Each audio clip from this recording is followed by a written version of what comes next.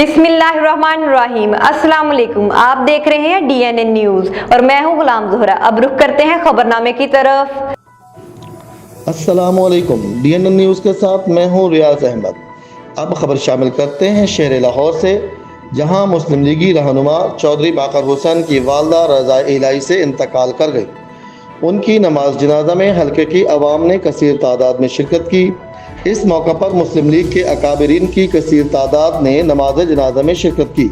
शिरकत करने वालों में मुस्लिम लीगी रहनुमा हाफिज मियाँ मोहम्मद नोमान, सूबाई वजीर ख्वाजा इमरान नज़ीर, MPA मलक खालिद खोखर, MPA मियाँ मरगूब अहमद, साबिक MNA महर इश्तियाक, साबिक MPA हाजी इमदाद हुसैन, साबिक lord mayor retired colonel Mubashir ने शिरकत की। दीगर सीनियर मुस्लिम लीगी ओहदेदारों और कारकुनों में साबिक chairman union council Zahid Hussain सरा, एडवोकेट PP 172 के सदर मलक जीशान, मियाँ सुहेब गनी, लाला बशीर, मामा मजीद, शहजाद भट्ट और उनके अलावा दीगर कारकुनों ने नमाज जनाजा में शिरकत की। नमाज जनाजा में शिरकत करने वालों में मारूफ ट्रांसपोर्टर बजाज खान न्याजी ने भी शिरकत की।